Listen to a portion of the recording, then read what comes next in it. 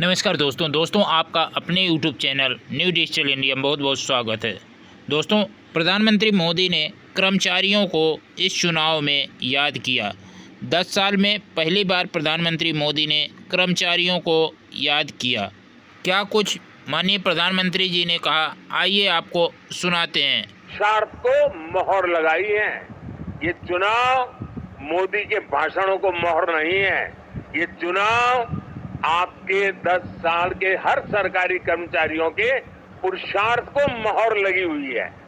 इसलिए इस विजय के बड़े हकदार अगर कोई है तो आप लोग हैं। इस विजय के सच्चे हकदार कोई है तो भारत सरकार के हर कर्मचारी भी हैं। तो प्रधानमंत्री मोदी ने कर्मचारियों के ऊपर बड़ी बात कही।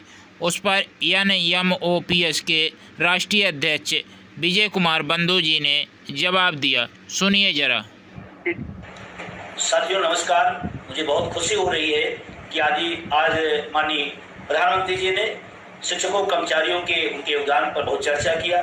बहुत सारी उनकी विशेषताओं के बारे में, उनके योगदान के बारे में चर्चा किया है और ये हमारे लिए बड़ी उपलब्धि है।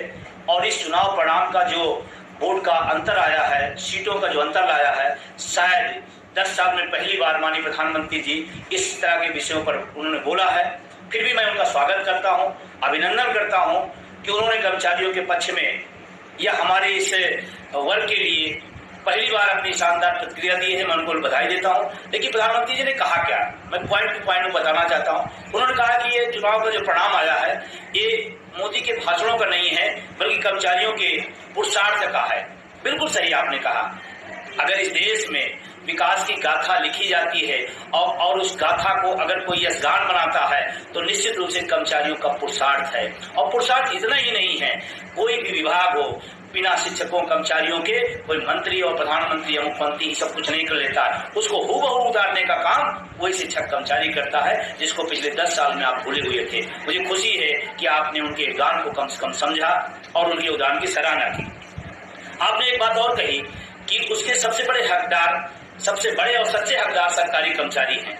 ये भी बात बिल्कुल आपकी सही है। चुनाव प्रक्रिया से लेकर के परिणाम तक और उसके पहले देश के डेवलपमेंट तक सारी उनकी भूमिका रहती है। अगर मैं बात करूं, चुनाव परिणाम की ही बात करूं, चुनाव की प्रक्रिया की बात करूं, तमाम शिक्षकों कर्मचारियों ने अपनी जान कुर्बान दी है। इस गर्मियों में तमाम ऐसे हमारे साथी हमको छोड़कर चले गए, उस चुनावी प्रक्रिया और लोकतंत्र की खूबियों को निर्वाह करते करते चले गए और शायद उस पर सरकार कोई विचार नहीं करती। मैं प्रधानमंत्री जी से कहना चाहता हूँ, अगर सच्चा और बड़े हकदार हुई हैं तो जब कम से कम चुनाव के समय जो हमारे शिक्षक कर्मचारी हताहत हुए हैं या दुनिया छोड़ चले गए हैं, उनके परिवारों के बारे में भी आप कुछ सोचें, उनके परिवारों को भी कुछ आप करें, ऐसा मैं आपसे उम्मीद करता हूं। एक बात उन्होंने और कही कि ये जो हमारे सरकारी कर्मचारियों के विजय के जो विजन था, सरकार का जो विजन था उस पर काम किए। तो माननीय प्रधानमंत्री जी, ये भी बात बिल्कुल सही है, उन्होंने आपके विजन पर, सरकार के विजन पर काम किया है। कम से कम उन सरकारी कर्मचारियों के भी विजन को, उनके भविष्य को देखें आप। उनकी सबसे बड़ी मांग आज के डेट में क्या है? पूरा देश का कर्मचारी, करोड़ों करोड़ों कर्मचारी एक ही बात कह रहा है, हमारी बुढ़ापे की लाठी, हमें पुरानी पेंशन दे दीजिए। वो कब आएगा? और सिर्फ भाषण से ही काम नहीं बढ़ता और पेट नहीं भरता है। सच्चा तो अगर हकदार है तो सच्चा हकदार OPS का भी है और आपके हाथ में है। मैं आपको शुभकामना देता हूं।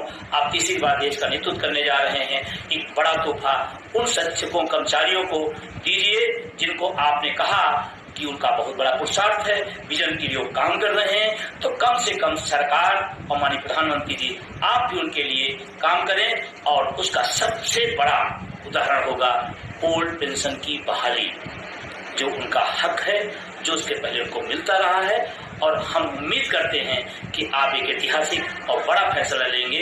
हम तमाम सारे देश भर के फैले हुए शिक्षकों कर्मचारियों की तरफ से आपको बधाई देता हूं। और एक बात और कहता हूं, लोकतंत्र में वोट की चोट बहुत महत्वपूर्ण होती है।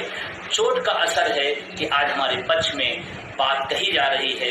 अगर थोड़ी सी और गहरी चोट होती या आने वाले चुनाव में और गहरी चोट होगी तो हम हूबहू पुरानी पेंशन के हकदार होंगे। और मैं कहना चाहता हूं, हमें संशोधन पसंद नहीं है। अगर कोई शिक्षक, कर्मचारी, नेता उस संशोधन की तरफदारी करता है, आपका दुश्मन नंबर 1 होगा। मैं भारत सरकार से माननीय प्रधानमंत्री जी पुनः बधाई देते हुए पुरानी पेंशन बहाली की मांग करता हूं। कर्मचारी 60 साल तक अपना 60 साल की उम्र तक सर्विस करता है और एमएलए एमपी जो 5 साल की वो सर्विस करता है, उसकी सर्विस नहीं, वो सेवा होती है। सेवा में कोई पेंशन नहीं होना चाहिए। कर्मचारी सारा जीवन अपना सर्विस में गुजारता है, उसके बुढ़ापे के लिए कोई सहारा होना चाहिए। ये गवर्नमेंट को सोचना चाहिए। पर दरअसल हमारा देश जातियों में ज्यादा बटा हुआ है।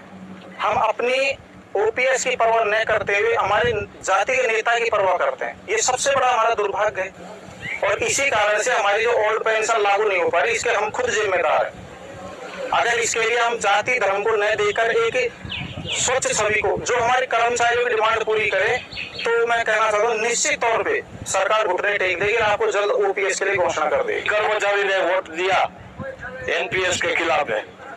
कर्मचारी बहुत नाराज है। अगली बार 24 में, अभी 27 तक मैं तो मानता हूँ ये सरकार टिकेगी नहीं, टिकने वाली नहीं है। जो ओल्ड पेंशन के बारे में नहीं सोचेंगे तो ये बीजेपी सरकार गिरने वाली है 100%। नहीं तो प्रधानमंत्री जी, कर्मचारियों की एक ही मांग है, ओपीएस पुरानी पेंशन बहाली को लेकर के सरकारी कर्मचारी लगातार आपसे मुलाकात कर रहे थे, धरना प्रदर्शन कर रहे थे, लेकिन कर्मचारियों का अभी तक ओपीएस नहीं लागू हुई, एनपीएस में ही जी रहे हैं।